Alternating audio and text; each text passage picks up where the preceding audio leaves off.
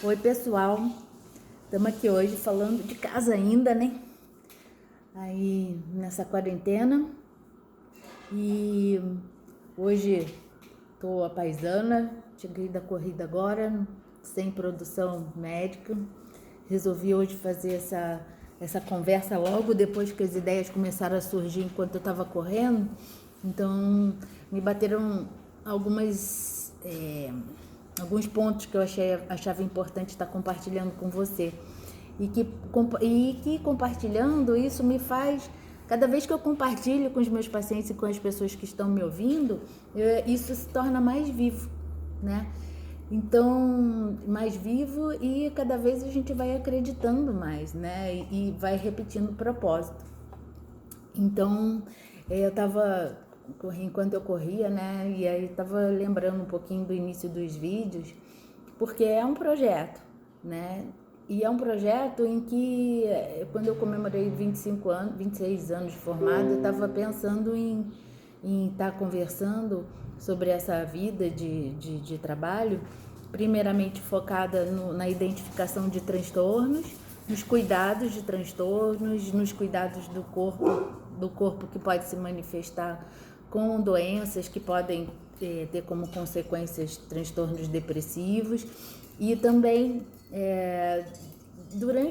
a gente passa durante 3, 4 anos só estudando quais são as formas que os pensamentos têm de se organizar de uma forma em que vai configurando cada tipo de transtorno psiquiátrico, ou neurótico, ou psicótico, né? Vendo as diferentes teorias de formação de sofrimento, né? Vendo de como cada escola, em termos de psicoterapia, vai classificando e vai desenvolvendo a própria ciência, né? O próprio sistema de crenças característicos de cada intervenção psicológica. E a gente, como profissional, a gente começa a trabalhar bastante com medicação, né? E o que eu percebi é que, como psiquiatra, os pacientes muitas vezes chegavam bastante contrariados e arrasados, né? Por estar precisando desse tipo de ajuda e ter que tomar esse tipo de medicação. E isso colocava a pessoa como um ser humano muito capenga, né? Nessa ideia, né? Na visão.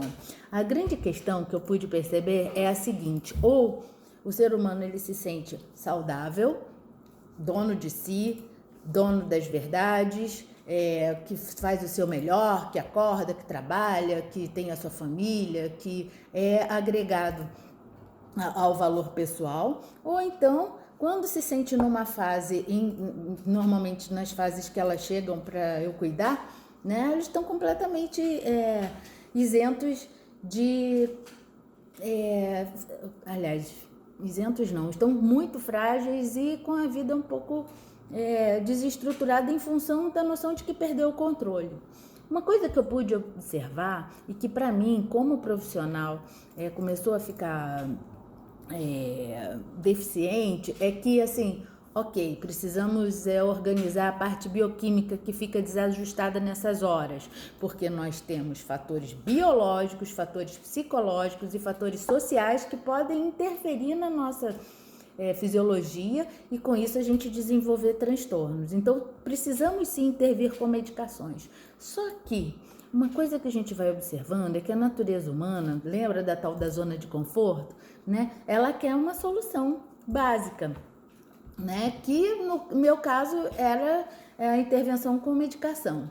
E uma coisa curiosa que começou a acontecer é que as mulheres, principalmente, elas se preocupam com a forma, né? Se preocupam com a beleza, essa questão do corpo que te define, né? Porque, né?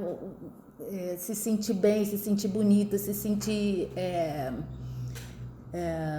louvável, admirável, né? Pra quê, né? E eu também, como mulher, sempre vinha pensando muito sobre isso, e uma coisa que começava a me chamar a atenção era a quantidade de pessoas que começaram a pedir remédio para emagrecer, né? E assim, né? Só uma ajudinha, tudo bem, né? A gente quer facilitar as coisas, mas o grande risco da gente estar facilitando é o seguinte: isso vai também para a questão da medicação psiquiátrica. Medicação não substitui processo de autoconhecimento. Nós chegamos num estado de descontrole porque os nossos sistemas e nossos modelos mentais de interpretar a realidade fracassam.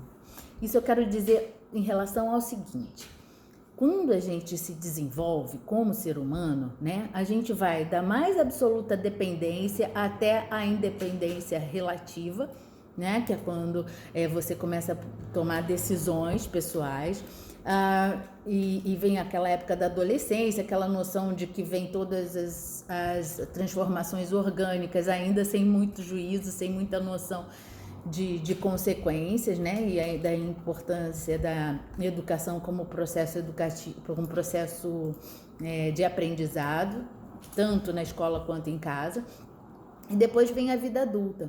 Então, a gente sofre influências, né, de todo tipo de fonte, né, de estímulo, seja em casa, seja na escola, e a gente vai criando um sistema de crenças e um sistema de interpretar a realidade que tem a ver com os nossos mecanismos de validação frente ao mundo.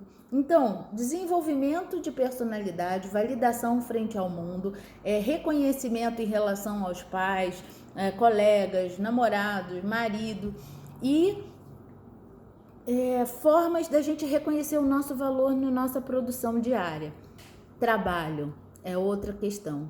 Então, gente, a questão, eu venho trazendo disso, de uma questão do plano pessoal para o plano profissional, no seguinte: não há forma feliz de viver sem a gente se dedicar a nosso cultivo pessoal.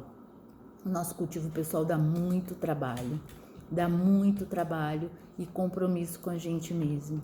Desde da forma como a gente se relaciona com o nosso corpo, e a gente ainda está no nosso processo de evolução, de trabalho, de conversa, né, da questão de sair da zona de conforto em relação ao nosso corpo, até a nossa forma de relacionamento com o mundo. E aí a gente fala dos princípios de autorresponsabilidade, né? Por que a gente precisa sempre estar agindo na dependência daquilo que a gente recebe do mundo? É muito importante a cada dia que a gente acorda, a gente saber que a gente vai estar construindo um caminho conforme cada passo que a gente está. E não é fácil, né? A questão é que eu comecei a pensar o seguinte: por que depois que a gente melhora de um transtorno, né, a gente volta a viver da mesmíssima forma que vivia antes, com algumas mudanças, né? Assim, por isso eu não passo mais. Às vezes passo por uma desilusão amorosa, nunca mais me submeto a esse tipo de coisa, maus tratos, desrespeito, dependência afetiva, né? Mas, assim, essas coisas, elas vão passando. Então, o que é importante a gente saber? Que a gente não precisa voltar à vida normal. Na verdade, não era normal, porque se fosse normal, você não tinha chegado no transtorno de antes. Algum desvio de crença a gente tinha, que essa crença ela perdeu a validade. Ela compensava pra gente em dar algum retorno, mas até o momento em que passou a não dar, aí a gente adoece. Então, a gente precisa ser melhor do que era antes. Eu costumo dizer para os meus pacientes que o sofrimento psíquico é uma oportunidade de crescimento pessoal maravilhosa. Infelizmente é muito sofrida, a pessoa tem a sensação de que perdeu o chão, mas a gente aprende a caminhar de novo e a gente precisa aprender a caminhar com passos muito mais largos e muito mais firmes para a gente se orgulhar daquilo que faz no dia a dia, a aprender a ressignificar os nossos valores. E é para isso que nós profissionais estamos aqui, né? Contem comigo, a gente vai continuar conversando sobre essa questão de ressignificar os valores e a gente vai entrar aí num limite em zona de conforto e autorresponsabilidade como mecanismo de ação. Um beijo muito carinhoso para vocês, até a próxima!